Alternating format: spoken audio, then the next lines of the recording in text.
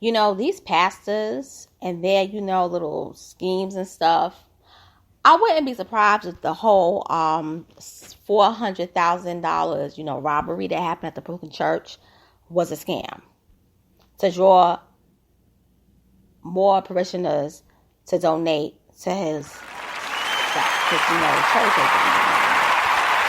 But I'm going to talk about this because I got a lot to say.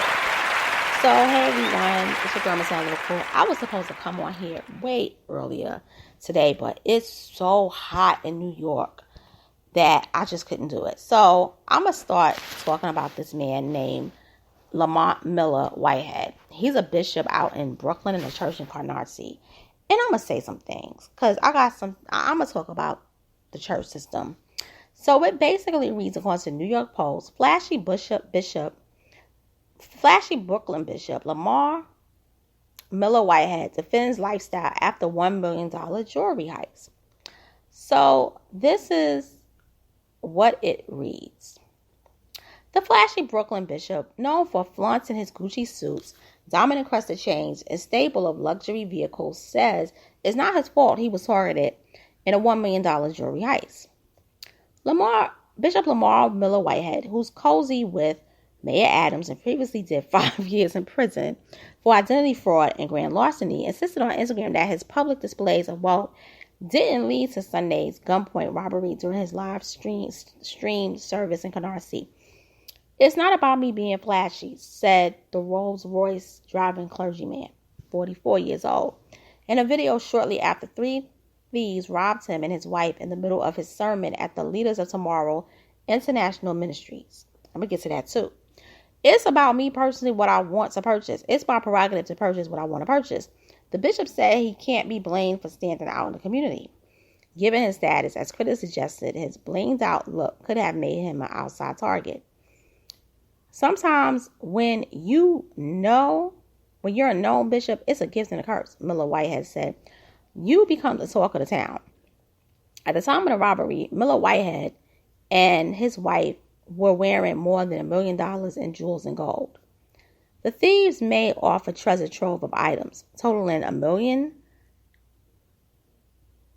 $1,060,000, $75,000 Rolex watch, $75,000 Cavalier watch, $25K Episcopal ruby and diamond ring, $25K Episcopal diamond ring, $25K pair of earrings, $20,000 diamond and emerald cross, $20,000 Episcopal ring, $20,000 Episcopal cross, and a $10K Episcopal cross that was gold.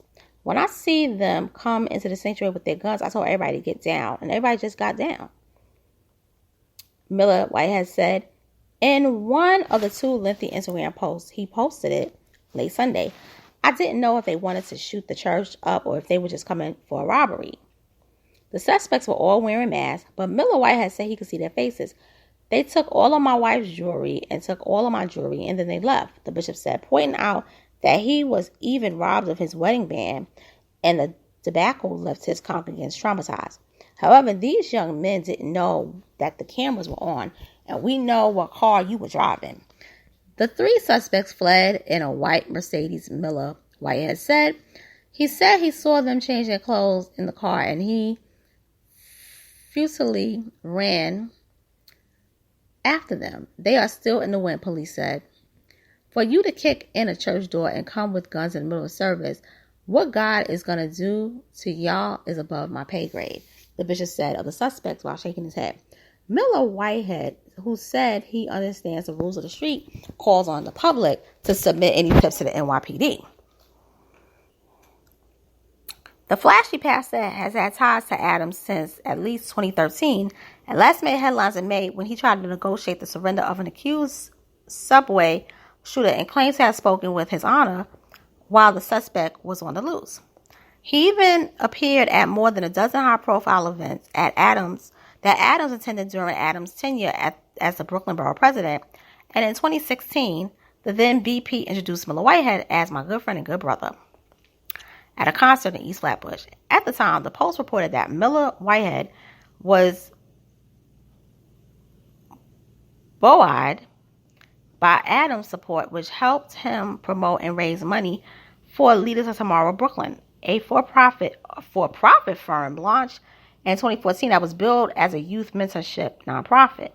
But the firm came under scrutiny when it claimed to have partnered with the Brooklyn District Attorney's Office, the NYPD, and the Brooklyn Chamber of Commerce, organizations that have claimed at the time to have no ties to the clergymen's group. Okay, what I'm about to say may be controversial, but I don't care. It's really messed up that they went to the church to rob him, but this man is doing more robbing than the actual robbery. Let me explain. What are you doing wearing $1 million worth of jewelry? That is disgusting. You're a minister.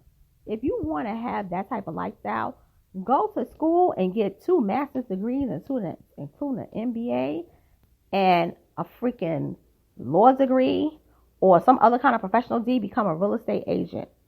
Don't pimp the parishioners in the church. You're a thief. You are no good thief.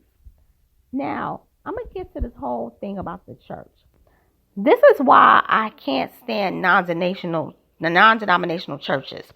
Many of these non-denominational churches really are there to make money. And I can't stand when people are like, oh, you should be non-denominational because Jesus basically, he was trying to get everybody to follow Christ. And that was all. First of all, and I say this all the time, many of these non-denominational churches follow the Pauline doctrine.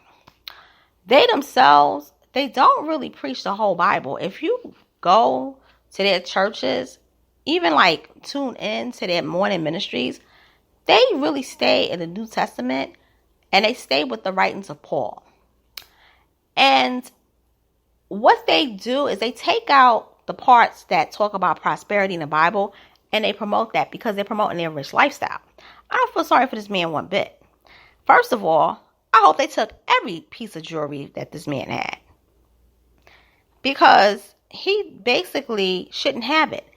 Why are you walking around with $1 million worth of jewelry and you a minister? That church is very small. It's not a big church. How are you getting your money? Are you in some kind of drug dealing, underground type of stuff? I don't care about him. I don't care. Him and his wife, they're filthy. They filthy and they dirty. And then this man did 5 years in prison for larceny and identity fraud. Come on. You know the vibes and you know what is really going on. The man's a crook. And more stuff is going to come out about this. So, with that being said, it's your girl, Miss Little, come signing out.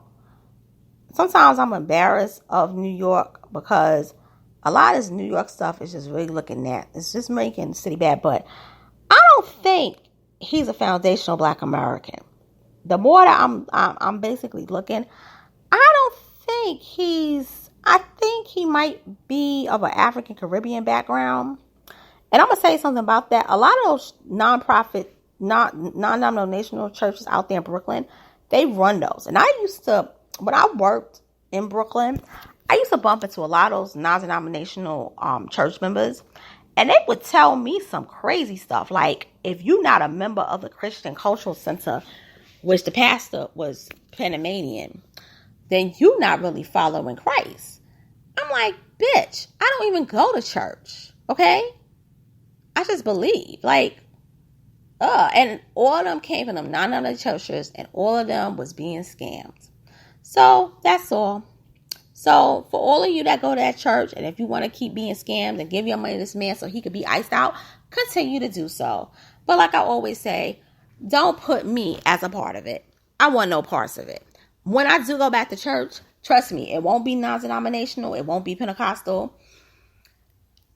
If so, it'll probably be Baptist or AME, like my family was. At least you know what you're getting with them. Take care and good night.